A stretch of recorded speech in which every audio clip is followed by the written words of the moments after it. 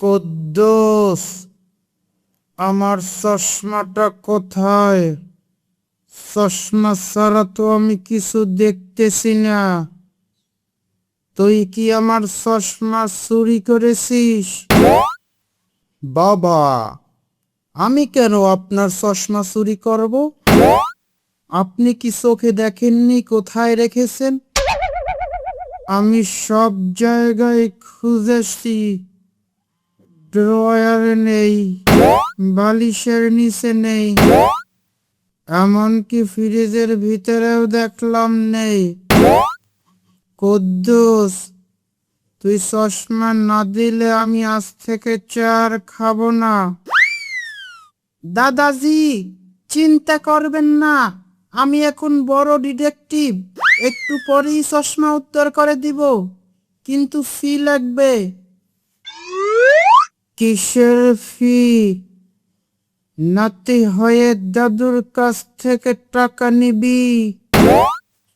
ঠিক আছে, চশমা এনে দে, তোকে 2 টাকা দিব। গোল্লা, দাদাকে আর হয়রানি করিস না। চশমাটা কোথায় দেখ। মা, তুমি কি দাদাজির চশমা কোথায় দেখেছো? তুই তো কাল রাতে দাদাজির চশমা দিয়ে পিঁপড়ে দেখছিলি, তারপর ওটা কোথায় রেখেছিস কে জানে। ওহ, মনে পড়েছে, চশমাটা তো আমি বাগানের টবের নিচে রেখেছিলাম, গাছগুলো কত বড় বড় দেখায় তা পরীক্ষা করতে।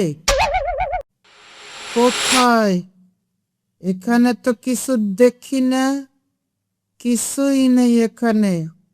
আহ, মনে হয় চশমাটা মাটির নিচে চলে গেছে। গাছগুলো বড় হয়েছে তো, তাই চশমা শুষে নিয়েছে গাছ। তুই কি বলছিস গোল্লা? চশমা কি কোনো খাবার যে গাছে খেয়ে ফেলবে? তুই পাগল করবি সবাইকে। আব্বু, দাদাজির চোখের পাওয়ার অনেক বেশি, আমাকে একটু জাদু করে কিছু করতে হবে। আমি আর পারছি না। কুদ্দুস, চশমা না পেলে আমি আজ বাড়ি ছেড়ে চলে যাব। বাবা, আপনি যাবেন কোথায়? আপনি তো চশমা ছাড়া গেটের নম্বর দেখতে পান না।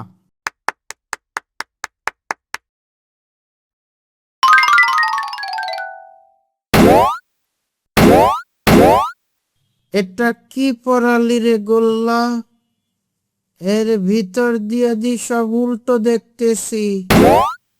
তোর বাবাকে তো দেখছি মাথার নিচে পা উপরে।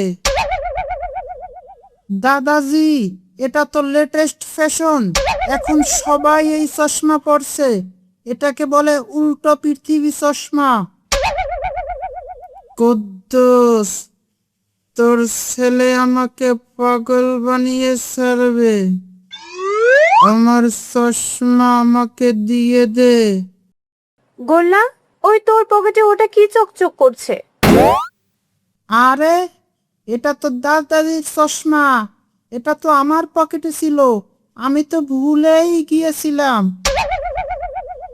গোল্লা, তুই আজকে আমার হাতে মাইর খাবি, দাঁড়া। ওকে দৌড়াতে দাও। যাক, অন্তত চশমাটা তো পেলাম। এখন চা দে, একটু শান্তি করে খাই।